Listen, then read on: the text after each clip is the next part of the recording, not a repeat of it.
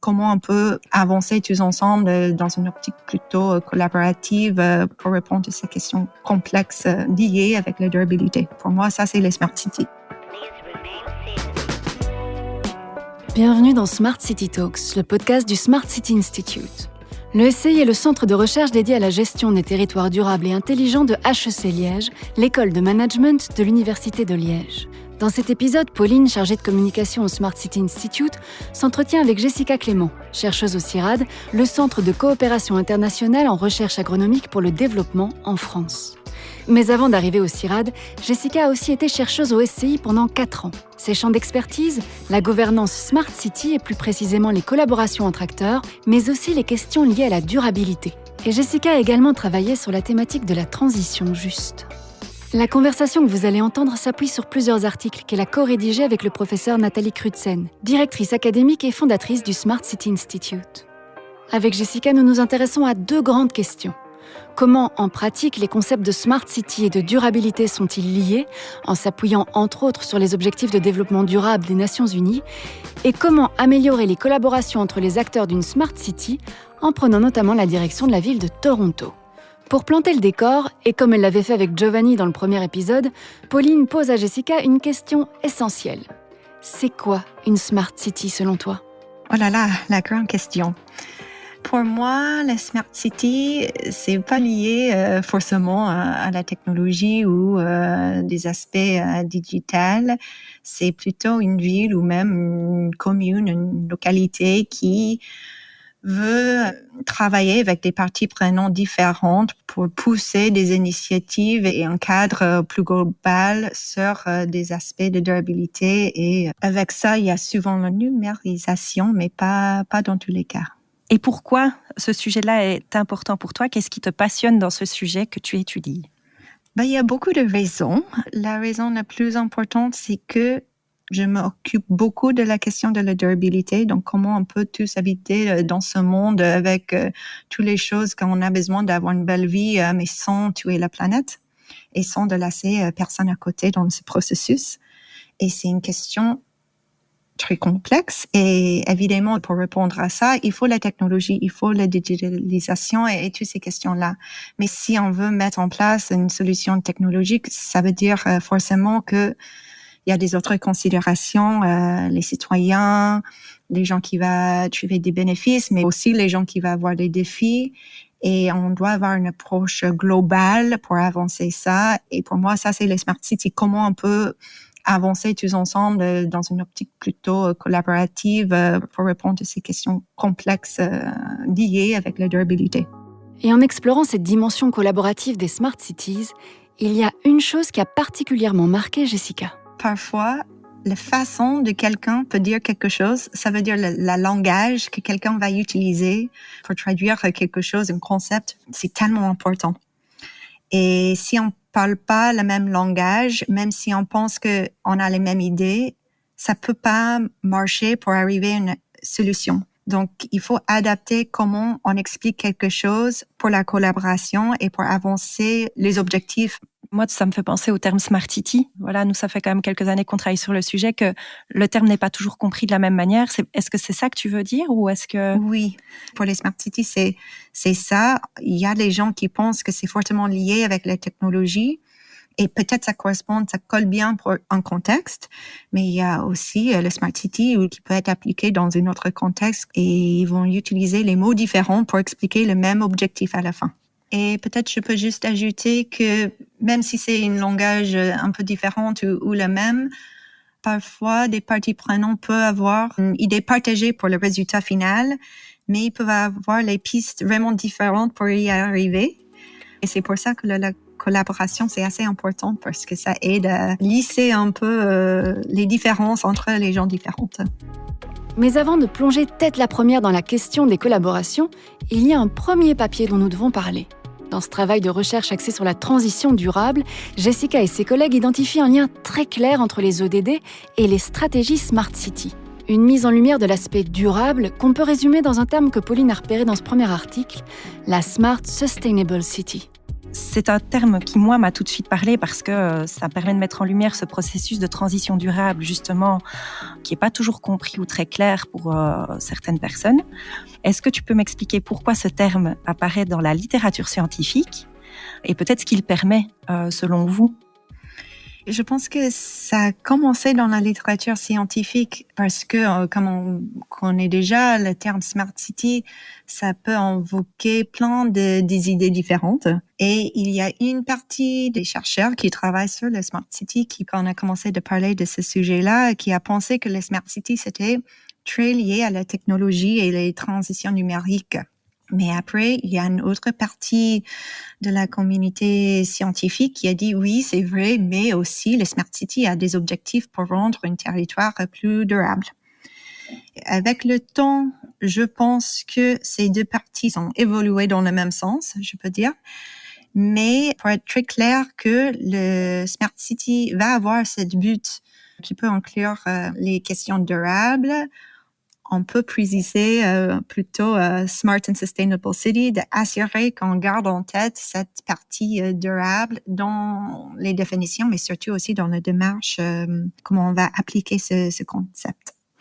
Donc, est-ce qu'on peut peut-être dire que, justement, parce qu'on en avait parlé avec Giovanni dans l'épisode précédent, qu'il y avait ce côté parfois en flou et ambigu autour de la notion de Smart City, est-ce que finalement ce terme ne permet pas justement de régler un peu, peut-être en partie, ce problème-là?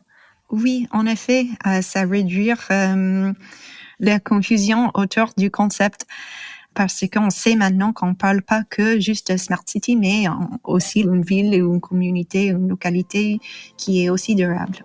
Le local. C'est aussi quelque chose qui revient souvent dans cet article qui explore la localisation des ODD. Mais c'est quoi cette localisation dont elle parle exactement ? La localisation, ça n'a pas commencé avec le Smart City, bien sûr, mais c'est tout à fait approprié pour discuter de ce concept. Ça a commencé plutôt avec l'idée que les objectifs de développement durable, les ODD, sont faits pour une vision très globale et sont souvent mis en place à le niveau national. Mais les enjeux sont pas les mêmes pour les villes, les communes, les petites communes surtout. Et donc, la localisation, pour résumer un peu, c'est le fait qu'on va prendre un objectif qui est fait pour une échelle nationale, mais on va préciser à niveau local cet objectif pour être plus applicable à les territoires donnés. Ok, donc c'est vraiment transposer ces questions-là à une échelle qui est plus petite des villes et des communes. Exactement. Je crois qu'il y a quelque chose que tous les chercheurs vont dire à Smart City Institute, que le contexte est super important. On peut jamais voir les mêmes conditions, même si deux villes sont assez similaires, on va toujours avoir des choses qui sont particulières. Et ça veut dire qu'il faut créer des cadres qui sont appropriés pour un contexte donné. D'un point de vue méthode, ce que je trouvais impressionnant personnellement, moi qui ne suis pas du tout chercheuse, c'est que pour étudier tout ça, vous avez travaillé avec un large échantillon puisque vous avez décortiqué, si je ne dis pas de bêtises, au total 57 stratégies Smart City. Oui. Donc ça concerne 29 pays différents. Et du coup, moi je me disais, c'est beaucoup, non, d'étudier autant de stratégies? Oui, mais on a travaillé dans une équipe. Donc, c'est pour ça que la recherche, elle est belle. Donc, c'était avec deux autres chercheurs, Benoît et Nathalie, et on a fait ça ensemble. Au-delà de cette grande quantité de données, ce qui est aussi intéressant, c'est que vous n'avez pas juste regardé chaque ODD individuellement, vous vous êtes aussi penché sur les sous-thèmes qui les composent. Alors, comme tu as dit, il y a des ODD, il y a 17, mais puis il y a des cibles, on peut dire ça, les sous-thématiques, il y a 169, donc il y a vraiment beaucoup. C'est beaucoup aussi. 17 ODD et 169 sous-objectifs.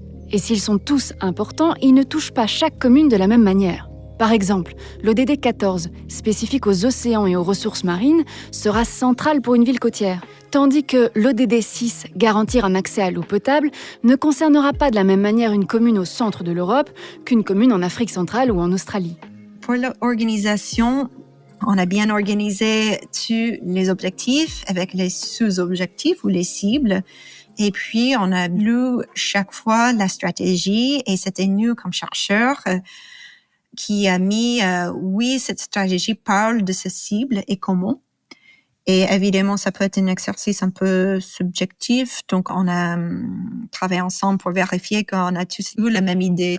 Et donc, pour que les gens comprennent bien, du coup, les résultats, en gros, vous aviez un tableau avec les pourcentages de représentation de chaque ODD et de chaque cible. C'est bien ça?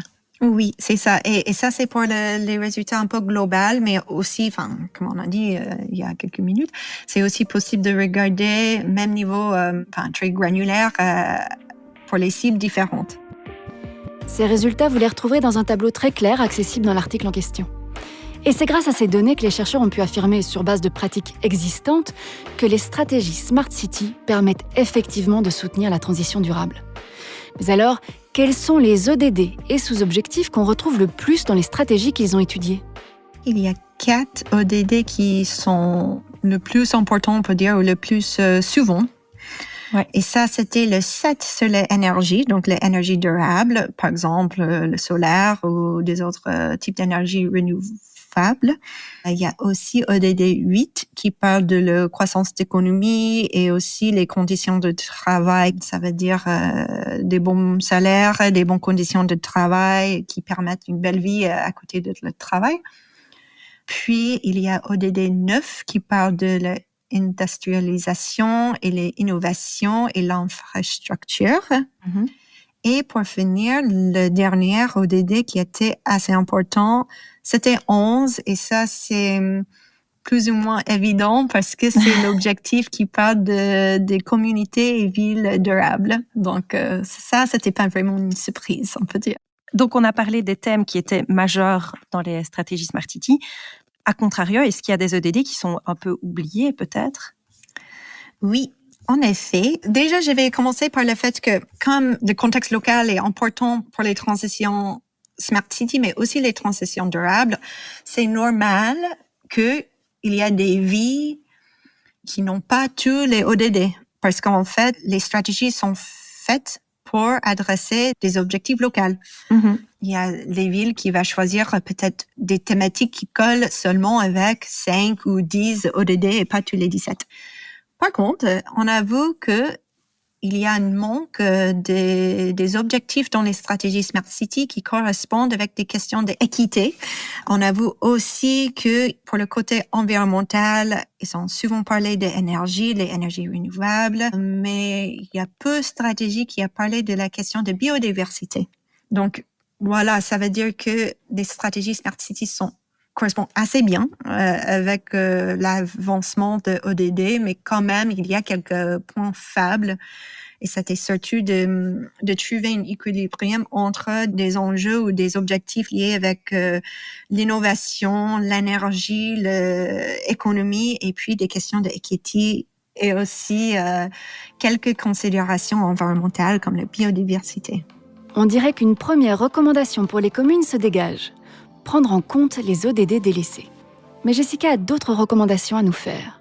La première chose que je vais dire, c'est de comprendre bien le contexte local et pas juste le contexte local de point de vue de décideurs politiques, mais vraiment de comprendre des avis différents et des perspectives différentes des citoyens, des entreprises, et après de travailler ensemble pour créer une vision partagée de comment on peut mettre en place les Smart City pour correspondre au ODD.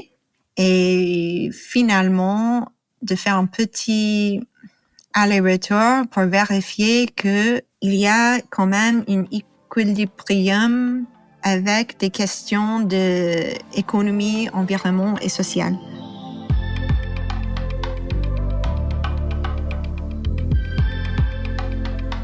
On vient donc de voir que les stratégies Smart City, ça peut être un facteur clé dans l'atteinte des ODD, avec ce premier papier. Mais ce que tu as aussi démontré dans une autre recherche, c'est que ces stratégies, elles peuvent aussi favoriser un autre pilier qui est très important dans la transition Smart City, c'est celui des collaborations entre acteurs.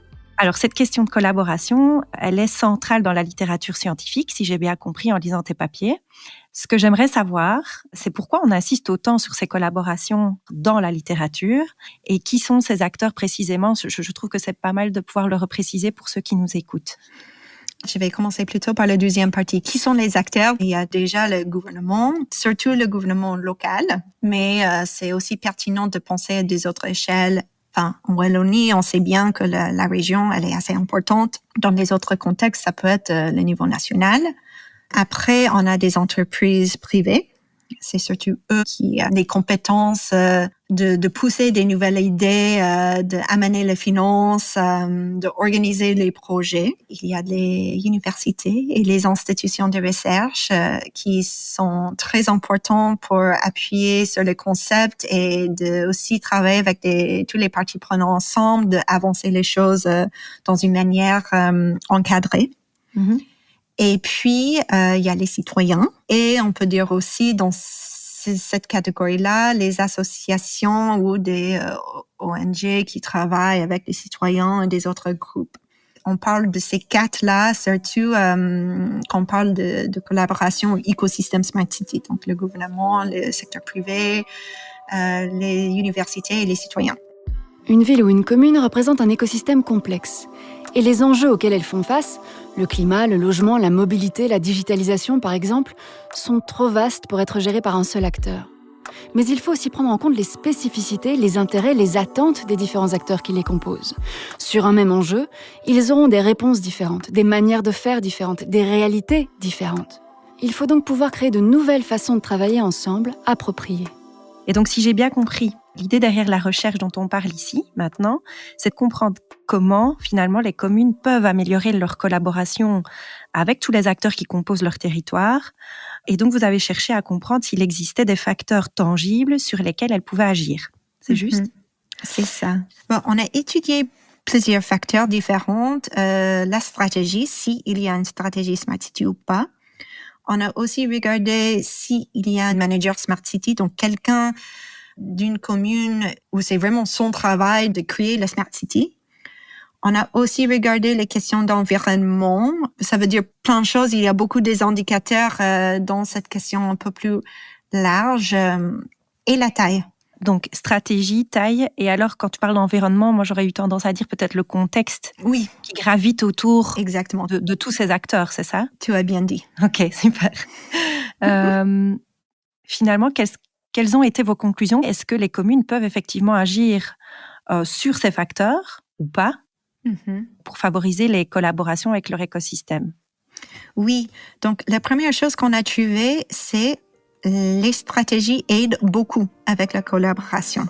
Okay. Ça, c'était clair pour toutes les tailles différentes d'une commune. Ce qu'elles ont également remarqué, c'est que la taille de l'écosystème impacte les processus de collaboration. Et ça paraît logique. Plus une ville ou une commune est grande, plus le nombre de parties prenantes augmente.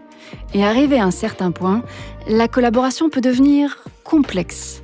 Et dans cette situation-là, on a vu qu'une Smart City Manager peut aider beaucoup de gérer la collaboration entre les parties prenantes différentes. Par contre, pour le contexte, on n'a pas trouvé des conclusions concrètes sur cette question-là. Donc, c'était vraiment le fait d'avoir une stratégie et des compétences d'une manager qui sont importantes. On peut donc dire qu'il y a certaines configurations qui semblent pouvoir améliorer les collaborations.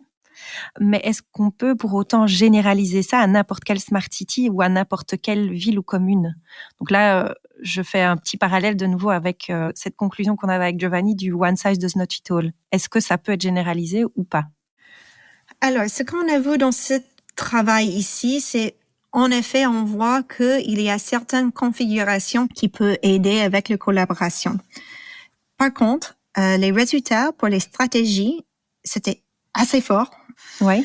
On peut utiliser les stratégies comme mécanisme pour la collaboration. Parce que comme c'est publié, comme c'est écrit, comme c'est clair, comme ça donne une vision globale pour un objectif à la fin, on peut mettre ça sur la table, qu'on parle avec beaucoup de gens différents pour guider des acteurs ensemble pour arriver vers un objectif donné.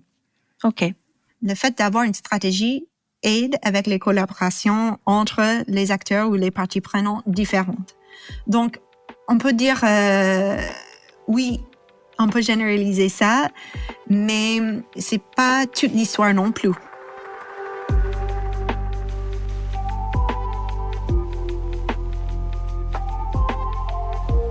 Dans le dernier papier que je voulais évoquer avec toi dans cet épisode, on rentre dans une forme très concrète de collaboration parce que là, on se penche sur un cas de collaboration bien précis qui est celui des PPP. Alors, pour qu'on soit tous sur la même longueur d'onde, est-ce que tu peux m'expliquer ce que c'est un PPP? Alors, peut-être tu peux m'aider avec les traductions français si jamais, mais PPP, ça veut dire Public-Private Partnership, donc partenariat public-privé. C'est ça. Voilà.